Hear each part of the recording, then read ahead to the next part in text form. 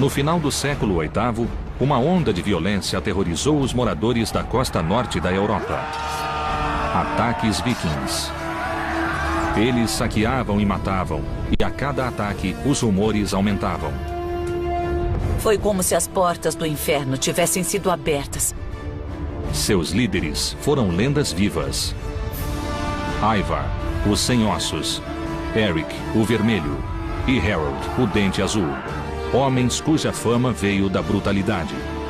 Nossos pesquisadores vão investigar o mundo em que viveram e revelar uma imagem de uma cultura sangrenta, mas muito avançada. Eles vão reconstruir a fortaleza de Harold, o Dente Azul, o primeiro rei dos vikings. Encontrarão sinais ocultos de uma cidade guerreira sob ruas modernas. E vão examinar a tecnologia que deu uma enorme vantagem aos vikings. Com esses barcos, os vikings puderam retraçar o mapa da Europa. Barcos como esses levaram exploradores vikings como Eric o Vermelho e Leif Erikson aonde ninguém ainda fora. Usando computação gráfica, vamos reconstruir uma civilização extraordinária e revelaremos o mundo perdido dos vikings.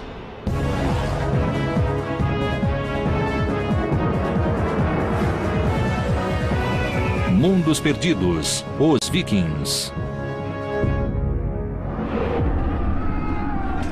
Assassinos, bandidos, bárbaros, pagãos. Embora a cultura viking tenha morrido há mais de 1000 anos, sua reputação permanece. Os pesquisadores Jonathan Foyle e Helena Hemmerle querem descobrir a verdade sobre esses guerreiros e seu mundo. Helena Hemmerle é uma arqueóloga de Oxford e estuda culturas europeias antigas. Um dos mistérios genuínos sobre esse período é o motivo de os vikings surgirem. O que os levou a atacar e também a colonizar da forma que fizeram. Jonathan Foyle é um historiador de arquitetura que estuda construções para entender as culturas que as erigiram. Parte da experiência viking é viver com materiais brutos. A terra e o fogo, o vento e a água, eles viviam em integração com os elementos. Os historiadores sabem a data de início da campanha viking de terror, 793 d.C. Tudo começou com um ato de sacrilégio.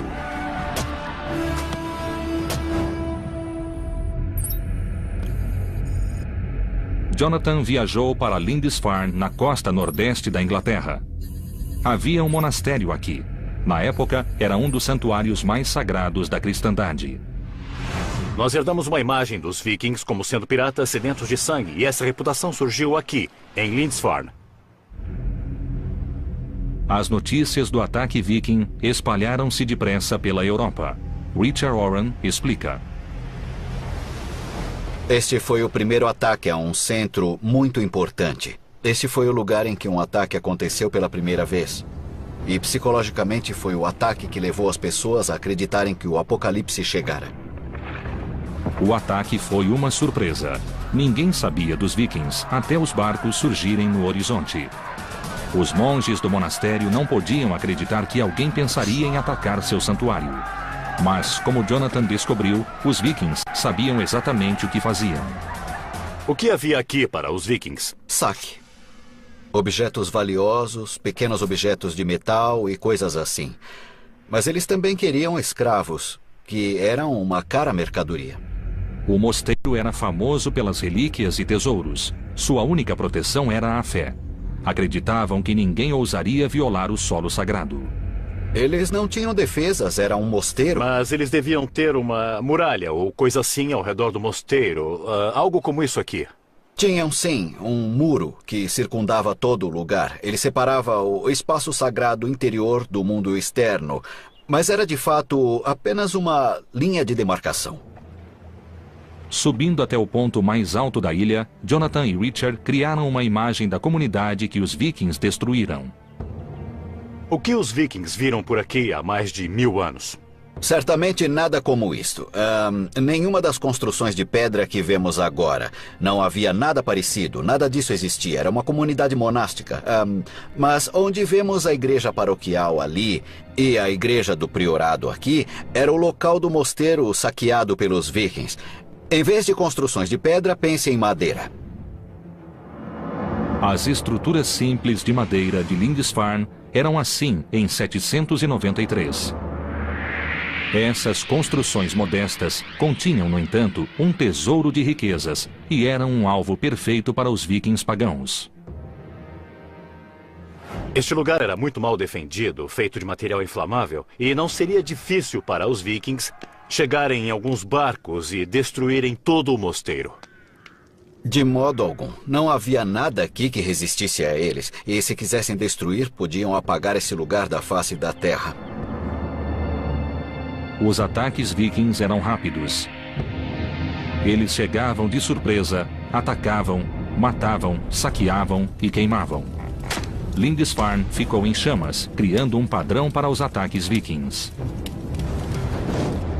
O monge Alcuin, que estava na corte do imperador na Europa, escreveu cartas de condolência. Ele soubera das coisas terríveis que aconteceram aqui e, basicamente, elas foram colocadas por escrito e isso as marcou para sempre como um grande evento. E o que eles pensaram sobre esses estranhos cabeludos que provocaram tantos danos? Devem ter ficado atônitos. Basicamente, eles o consideraram como as tropas do anticristo. Esse era um exército pagão que matava homens de Deus. Eram totalmente bárbaros, assassinos cruéis e sanguinários. O ataque a Lindisfarne foi o primeiro de muitos. Mas de onde vinham os vikings? Para onde levavam os despojos? A arqueóloga Helena Hammerl foi a Estocolmo, na Suécia, na trilha das relíquias cristãs saqueadas em Lindisfarne.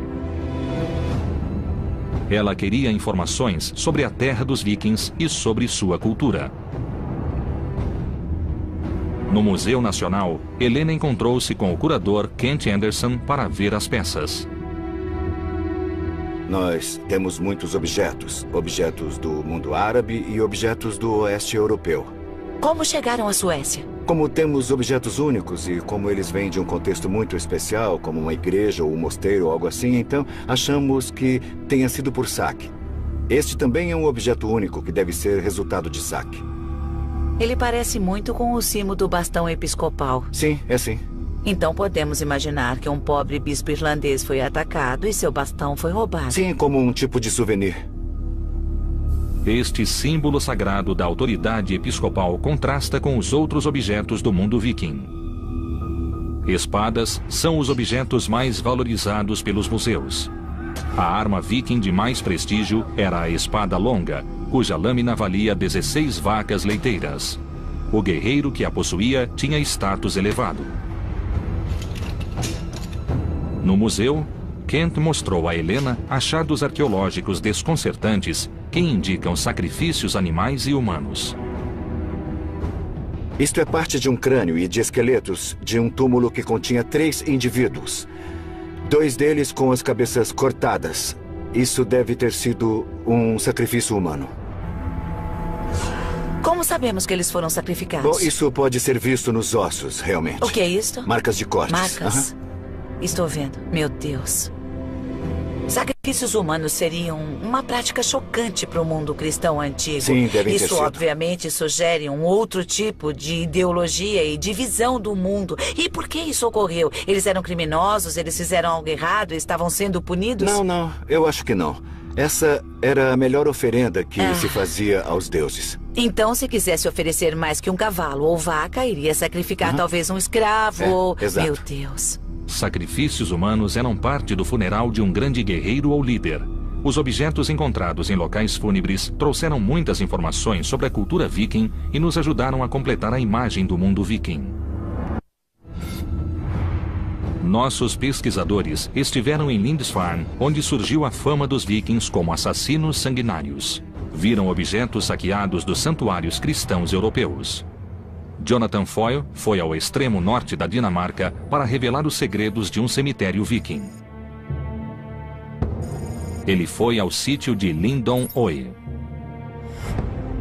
No final do século XIX, arqueólogos cavaram 4 metros de areia e acharam túmulos muito bem preservados. O especialista local, Lars Christian Norba, foi o guia.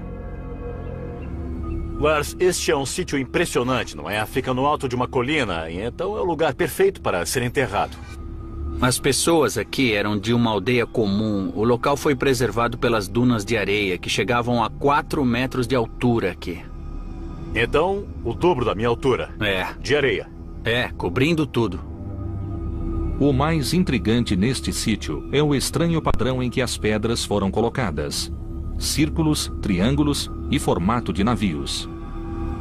Essas pedras parecem um amontoado à primeira vista. É como se fosse Stonehenge, mas elas têm uma ordem, não tem?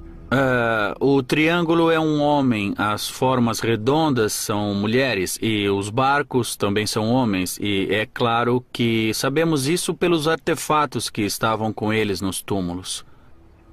Aqui tem a forma de um barco. Essa aqui é muito grande, não é? Se eu estivesse enterrado aqui, acho que não iria ocupar tanto espaço. Não, você seria cremado e ocuparia menos espaço do que agora. A pira funeral viking era uma plataforma de madeira sobre 4 postes com o cadáver no alto. Embaixo dela eram colocados galhos sobre suportes de madeira. A estrutura queimava com um calor intenso. Depois da cremação, os restos calcinados e as oferendas aos deuses eram enterrados e circundados com pedras. Em Estocolmo, Helena examinou algumas oferendas achadas em túmulos vikings. Uma delas é inesperada. O que mais temos aqui? Bom, nós temos alguns broches e também temos o Buda. Um Buda? Eu não esperaria encontrar um Buda na Suécia. O que ele faz aqui? Este é um achado muito raro. Foi produzido no norte da Índia e deve ter sido vendido. Os túmulos vikings têm itens de locais tão distantes quanto a América do Norte e a Índia. Como não há evidências históricas de ataques vikings a esses locais, os objetos devem ter chegado à Escandinávia por comércio. Parece que a rede de comércio viking cruzava o mundo. E isso sugere que eram mais sofisticados do que se supõe. Para saber mais, Helena Hemmerl foi até a ilha de Björkö, onde existiu Birka, uma cidade viking. 1200 anos atrás, ela era um importante porto na costa do Báltico. Helena encontrou Björn Ambrosiani, diretor do projeto Birka e um dos maiores estudiosos dos vikings. Esta área tem clima úmido e as estruturas de madeira da cidade apodreceram há tempos, mas cobriam uma área equivalente a 30 campos de futebol. Usando as evidências arqueológicas, Björn reconstruiu uma delas. Então, esta é a área de armazenagem, ou área de trabalho, e aqui dentro temos o espaço de moradia com uma fornalha no chão e depois os bancos em que as pessoas dormiam, trabalhavam e viviam por meses a cada ano durante o inverno. E quantas pessoas viviam aqui? De 6 a 8 indivíduos. Embora de aparência simples, essas casas eram revestidas com peles, lãs e tecidos, tornando possível a seus ocupantes suportar temperaturas abaixo de 0. Os artefatos encontrados em Birka mostram um lado oculto dos vikings, sua habilidade como artesãos. Que tipo de evidências vocês têm do trabalho com bronze? Que tipo de materiais acharam? Temos cerca de 25 mil peças como esta. Certo, temos uma peça de cerâmica queimada com alguns desenhos. Isso parece ter sido usado para fazer um belo broche de bronze ou um par de broches que uma mulher usaria em suas roupas do dia a dia. O número de moldes e de objetos de bronze encontrados em Birka sugere que as joias não eram feitas só para uso local, mas também para comércio. As rotas comerciais de Birka chegavam à Rússia e a toda a Europa. Alcançavam o Oriente Médio, Índia e China. Birka era um centro internacional. O sucesso de Birka trouxe problemas, e é claro que eles precisavam de defesas. Estes são grandes montes de terra com um espaço no meio. O que é isso que vemos? São os muros da cidade, e este é um dos portões. E em cima disto havia uma paliçada de madeira e existem traços dela. E isso fazia parte das defesas da cidade. As defesas circundavam uma área de mais de 445 mil metros quadrados e indicam um equívoco atual sobre a cultura viking, pois os muros de Birka foram construídos para bloquear os homens que os moradores chamavam de vikings. Birka era muito bem defendida. Era assim. Mas por que os vikings precisavam se defender de outros vikings? Esta não era uma cidade viking, era uma cidade da época dos vikings. Os vikings eram piratas do mar que saqueavam outros vikings. O nome viking foi atribuído a uma civilização, mas originalmente se referia às ações de poucos. Agir como viking significava atacar.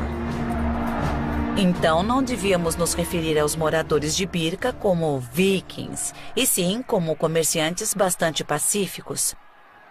Realmente parece que os vikings eram apenas essa elite militar que se parece um pouco com a máfia. Isso mesmo. Como o maior e mais rico centro comercial da Escandinávia, Birka era bem defendida e permaneceu próspera por 200 anos. A cidade repelia um ataque após o outro. Seu declínio foi lento. O nível do mar baixou e o porto deixou de ser navegável. Os navios essenciais para o comércio não podiam mais alcançá-la e Birka foi abandonada. Nossos pesquisadores estão na Escandinávia em busca do mundo perdido dos vikings. Visitaram a cidade comercial de Birka e descobriram que os vikings eram gangues de saqueadores que constituíam apenas uma pequena parcela da população escandinava. Os atos de alguns definiram a história de toda a população. Os pesquisadores investigaram a tecnologia que tornou possível a era viking, o barco viking. Esses barcos revolucionários levaram os vikings mais longe para o oeste do que qualquer outro europeu antes deles. Perto da Escandinávia, os barcos eram uma arma que provocava morte e destruição.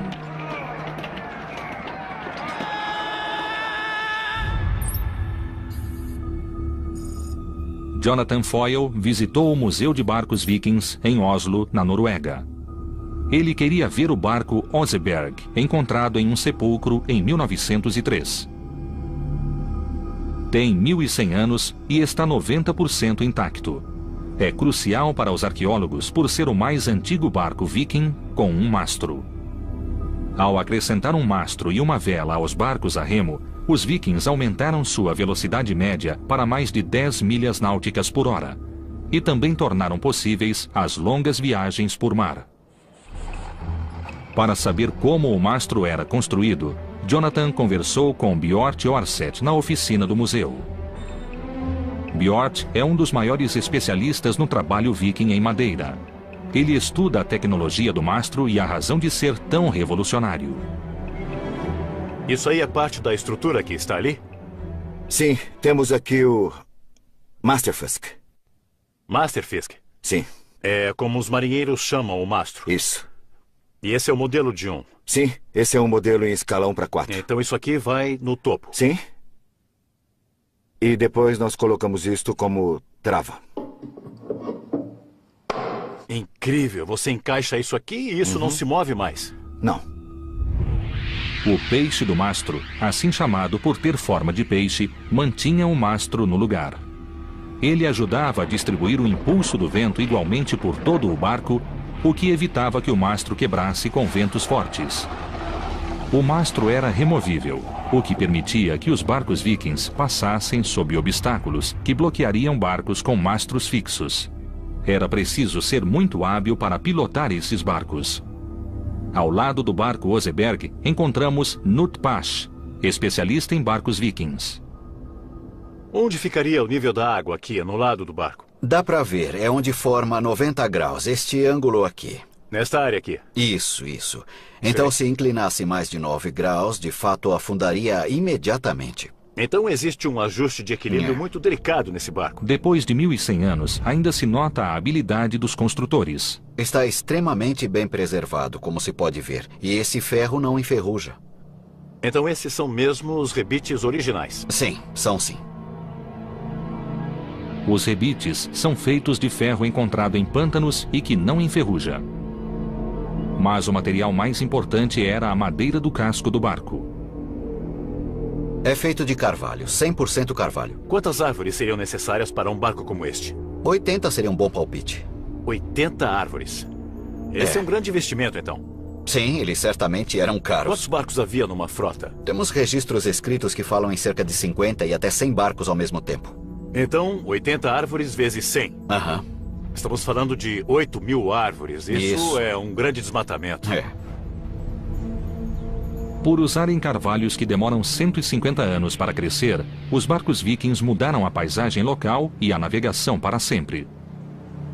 Há uma essência dos vikings nesses barcos. É onde imaginamos que os vikings estivessem em alto mar. Mas, ao ficar face a face com um barco viking de 1000 anos, sentimos um respeito real por sua engenhosidade, por sua destreza e pura determinação. A habilidade e a determinação dos vikings é aparente no Museu Roskilde, na Dinamarca. Helena veio investigar como o projeto revolucionário dos barcos mudou o mundo viking. Ela esteve com Turi Müller, que constrói barcos com técnicas e tecnologias vikings. As ferramentas que está usando são similares às que eles usavam na era viking? Tentamos fazer o mais igual possível. Podemos ver pelas partes escavadas. Algumas vezes não conseguimos achar todas as ferramentas que vemos nas marcas no barco. Que sistemas de medida usavam? Sabemos o que usavam na era viking para fazer isso? Não sabemos. Existem muitas teorias, mas na construção de barcos tradicionais, a gente faz isso pondo ao lado. Sim, então usavam padrões. Sim. Quanto tempo se leva para construir um barco como este em que você está trabalhando? Levou 4 anos e meio com o trabalho de 5 homens. Mas eu acredito que eles provavelmente preferiam construir com muito mais gente que isso, sabe? Uma equipe maior, é. Sim. Cada barco exigia muitos homens e recursos.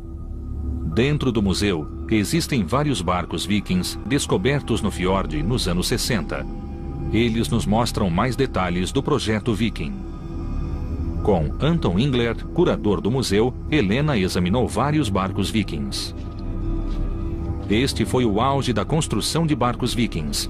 Décadas de experiências produziram uma forma quase perfeita.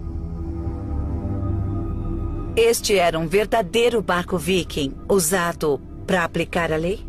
É, um grande escandinavo homem de guerra. Todos os barcos vikings, inclusive o Homem de Guerra, têm as mesmas características. Primeiro, a quilha e as vigas mestras eram presas da proa à popa. Vigas de sustentação apoiavam uma plataforma na qual ficava o peixe do mastro. As tábuas do barco eram superpostas verticalmente e presas com rebites. O barco tinha 3,5 metros de largura e 30 de comprimento. Por último vinham os escudos de proteção, os remos, o leme, o mastro, o cordame e a vela. O Homem de Guerra levava de 70 a 80 vikings e sempre havia 60 remando. Seu casco raso tornava possível ir a qualquer lugar. Este barco tinha um casco de não mais de 3 pés ou 1 metro. E isso tornava possível navegar em qualquer rio da Europa. Então, esses eram barcos muito flexíveis que podiam cruzar um oceano, subir e descer a costa e também podiam navegar terra adentro. É, poderia chamá-los de barcos anfíbios. Essa flexibilidade foi crucial para seu sucesso, pois podiam atacar rio acima, longe da costa. Helena queria descobrir como era a vida a bordo, e Anton lhe mostrou uma das réplicas.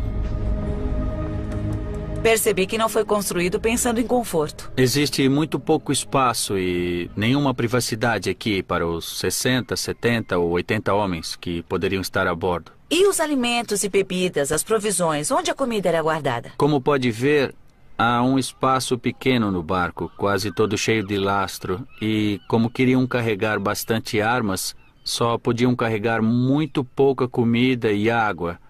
Em 2 semanas ficariam sem nada. Então, a cada 2 semanas, precisavam ter certeza de poder ir à terra para obter suprimentos. Isso.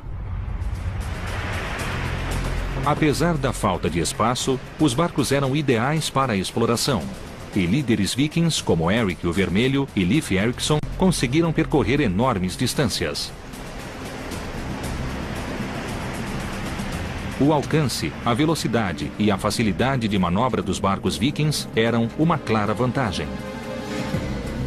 No século IX, os vikings pararam de saquear e passaram a invadir. Em 866, Ivar, o Sem Ossos, levou seus homens à Inglaterra, onde sua crueldade tornou-se lendária.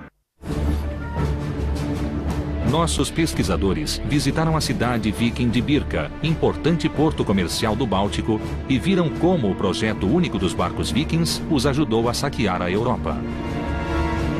Jonathan Foyle foi até as Ilhas Britânicas, onde os saqueadores transformaram-se em colonos. Essa mudança influenciou os vikings em toda a Europa. Em 865, o líder viking Ivar, o Sem Ossos, partiu com seus homens. Seu alvo era a cidade de York, capital da Nortúmbria, no nordeste da Inglaterra. Jonathan visitou a cidade para descobrir como ela era quando os vikings estavam se aproximando. Em 866, uma frota de barcos vikings foi avistada no rio Ouse. Isso foi 70 anos depois do primeiro ataque a Lindisfarne. E vieram em grande número porque as regras do jogo haviam mudado. Essa frota não veio apenas saquear a cidade. Eles vieram conquistá-la. O massacre foi terrível. York foi conquistada e seus habitantes foram mortos. Mas a crueldade foi além disso. Ila era um dos reis da Nortúmbria e sua capital era York. E é claro que ele se opôs à conquista de Ivar, o Sem Ossos. E o tratamento que ele teve ao ser capturado foi águia de sangue. Isso significa que os vikings abriram o seu tórax, tiraram os seus órgãos e depois expuseram as costelas como as asas sangrentas de uma águia. E essa foi uma clara mensagem para o povo de York, que no mínimo os vikings eram pessoas a serem evitadas. Ivar mudou o nome da cidade para Jorvik.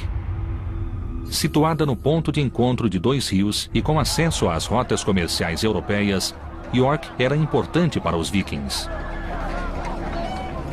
Eles deixaram marcas aqui. Jonathan explorou a herança viking que ainda existe na cidade moderna. A York moderna ainda tem nomes de ruas dados pelos vikings 1000 anos atrás. Nós temos a Ness Gate, a rua para um trecho que relembra a geografia que eles conheciam na época. Nós temos a Micklegate, a grande rua. Essa foi sua experiência do tamanho das ruas que eles criaram. E temos também a Coppergate, um lugar onde faziam xícaras. Então, desde a geografia até o lugar em que viveram e seu trabalho, a York viking ainda existe aqui hoje. Embaixo da moderna rua Coppergate, os arqueólogos fizeram uma descoberta extraordinária. Bem preservados no solo pantanoso, eles encontraram sinais de 8 casas vikings do século X. Jonathan foi ao centro Jorvik, construído ao redor das ruínas. Aqui, o arqueólogo Richard Hall explicou a importância do lugar. Então, Richard, de repente vocês descobriram 8 casas vikings? Foi empolgante e muito importante encontrá-las tão bem conservadas. Ninguém vira algo assim antes. Os arqueólogos costumavam achar esqueletos de casas, mas aqui elas estão em 3 dimensões. Em alguns pontos tem 1,80 m de altura. São as casas vikings de madeira mais bem conservadas. As madeiras conservadas no solo indicam como a estrutura foi construída. Primeiro era cavado um porão com 2 metros de profundidade e revestido com pranchas de carvalho. Depois, grandes pilares de carvalho eram fincados no chão a intervalos regulares. Eles sustentavam as grandes vigas que eram a primeira parte da estrutura. Richard, eu não estou vendo juntas nem cavilhas. Como é que isso fica firme? A pressão mantinha esta construção firme, sem pregos nem cavilhas. Só a pressão de uma tábua sobre a outra. Sem nenhum acessório de metal. Isso mesmo. Às vezes vemos marcas de ferramentas, vemos buracos de cupins em alguns pilares. E se for até o alto, bem lá em cima, dá para ver que há um buraco bem no meio do pilar. Achamos que então havia um pilar correspondente do outro lado e que havia uma viga horizontal mantendo os dois separados e sustentando o piso acima. Esta é uma forma de construção bem conhecida, é muito firme e muito simples. Este nível subterrâneo era engenhoso. Usava poucos materiais de construção e fortalecia a estrutura. Acima do solo, pilares de madeira eram encaixados nas vigas e, por fim, vinha o telhado de palha e as paredes feitas com pranchas. A partir das ruínas das casas, podemos revelar como era Coppergate durante o período viking. As casas eram bem alinhadas na rua e nos porões havia oficinas que produziam mercadorias para esse próspero centro comercial.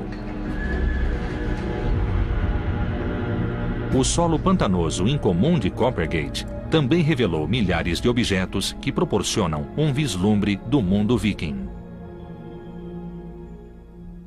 Richard, quais são os itens principais? Bem, estes são representativos de algumas das coisas mais completas que nós encontramos. Isto, por exemplo, é um sapato da época viking. É muito bem feito. E pode-se ver aqui, bom, eu estou olhando para o desgaste ou as marcas feitas pelos dedos de alguém, não é? Pode ver que calos ele tinha e com quais Joanete sofria. E isto parece ser o cabo de uma bengala. Bem, quando você come, isto é o que sai pelo outro lado. Os arqueólogos guardam coisas estranhas. Mas isto tem muita informação, diz o que eles comiam e aprendemos sobre a dieta viking. Achamos tigelas de madeira como esta e Coppergate era a rua dos fabricantes. Era aqui que colocavam a comida. Eles gostavam de escolher a melhor madeira para essa finalidade. Eles eram mestres com a madeira, não é? Isso é chifre de veado, o plástico da era viking. Eles não desperdiçavam nada. Não, eles se asseguravam de usar as matérias-primas do melhor modo possível e extrair o máximo do que tinham. Jonathan esteve na Escandinávia para entender o mundo perdido dos vikings. Mas aqui em York, ele encontrou um de seus habitantes. Richard, eu estou finalmente face a face com um viking. Face a face com um habitante de Jorvik 1000 anos atrás. Alguém que teve um triste fim. Se olhar cuidadosamente para o esqueleto, verá que tem diversas marcas causadas por ferimentos de lâminas. Então, achamos que ele morreu em uma batalha. York era importante e foi cobiçada por vários governantes. O povo de York estava acostumado a lutar para defender a independência. Muitos esqueletos foram encontrados em York com sinais de ferimentos em batalhas, normalmente causados pela alabarda.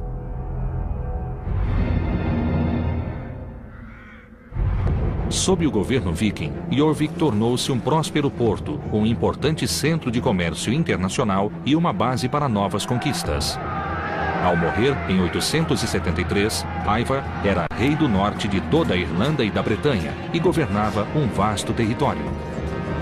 Enquanto as conquistas vikings alteravam o mapa da Europa, na Escandinávia, uma grande rebelião mudava a sociedade viking. Nossos pesquisadores exploraram o território viking e revelaram redes de comércio com a Europa e outros locais. Eles mostraram a extraordinária habilidade viking na construção de barcos e na navegação. Visitaram também o centro da Dinamarca. Em Roskilde, Helena pesquisou sobre Harold, o Dente Azul, um líder viking do século X que uniu a Dinamarca e também foi rei da Noruega. Harold era um viking típico, alto, forte e guerreiro, mas tinha um conflito interior. Embora nascido pagão, Harold converteu-se ao cristianismo. Para concretizar sua visão de uma Dinamarca cristã, ele ordenou a construção de acampamentos circulares, chamados de fortificações em anel, para unir as tribos vikings em luta.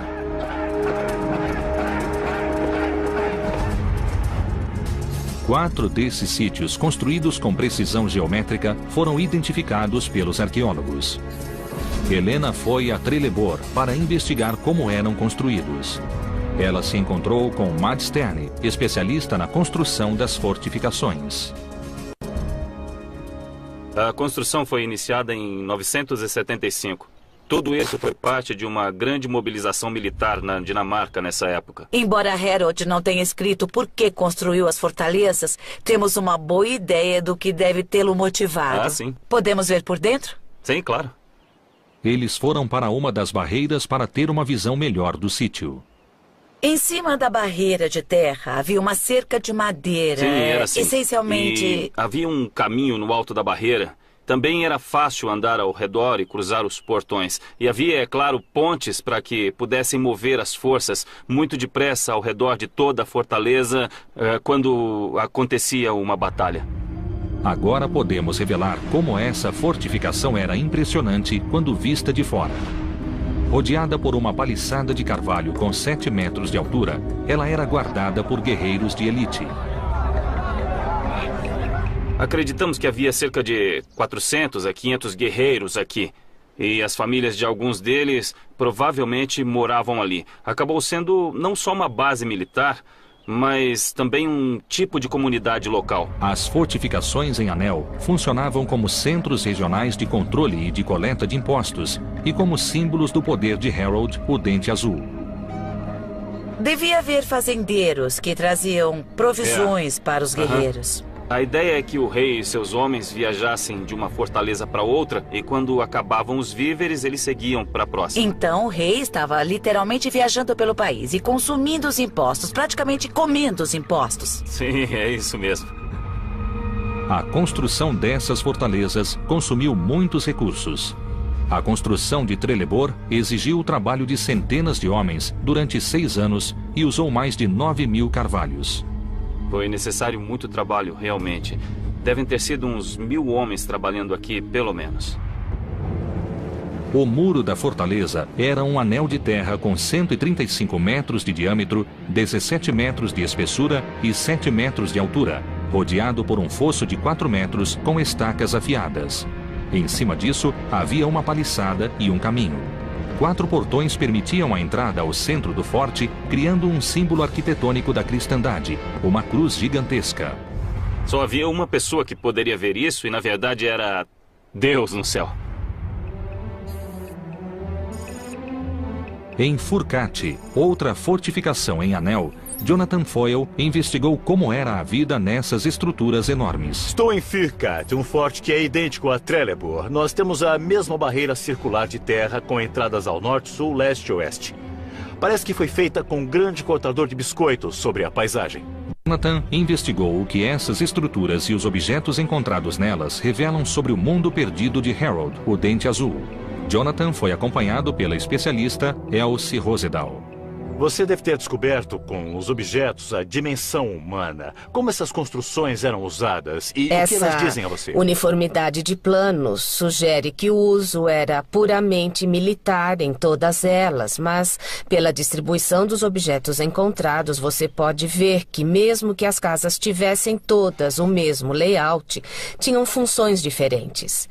Estas foram estruturas estranhas que surgiram em uma situação política muito específica.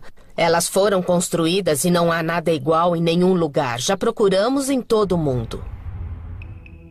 Com as descobertas em Furcate, os arqueólogos reconstruíram a aparência das construções que existiam aqui.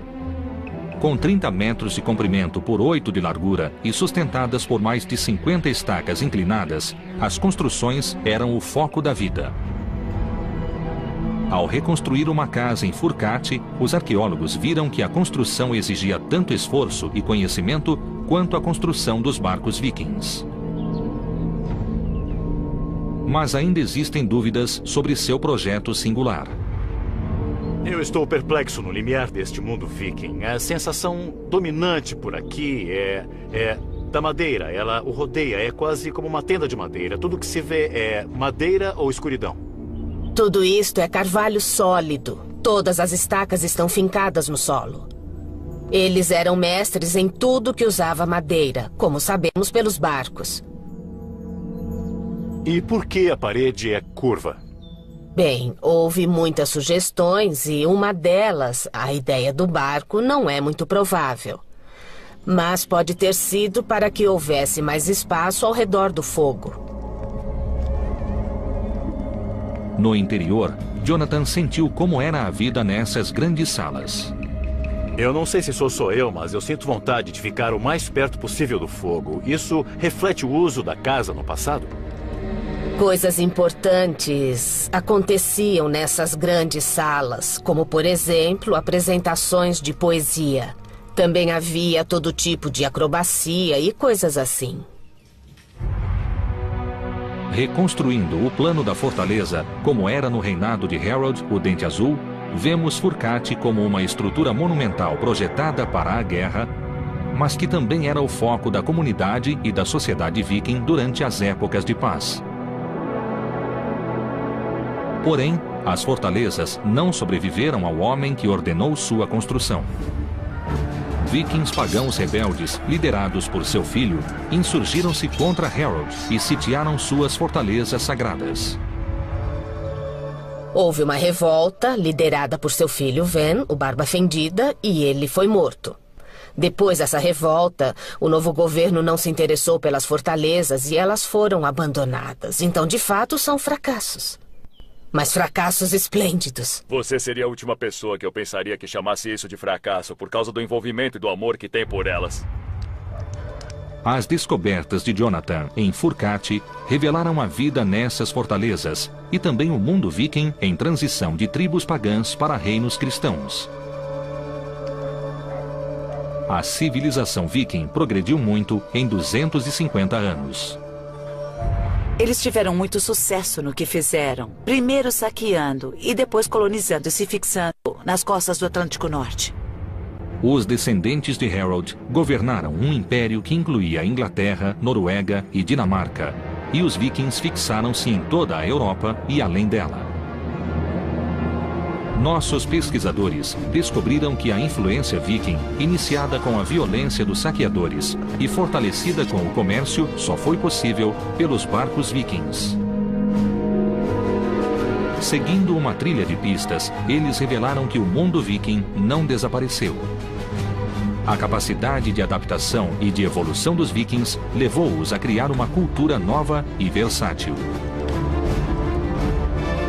Essa foi uma civilização mutável, movida por tecnologia revolucionária, governada pela riqueza e que, por quase 300 anos, manteve um império que ainda é visível em muitas cidades. Este era o mundo perdido dos vikings.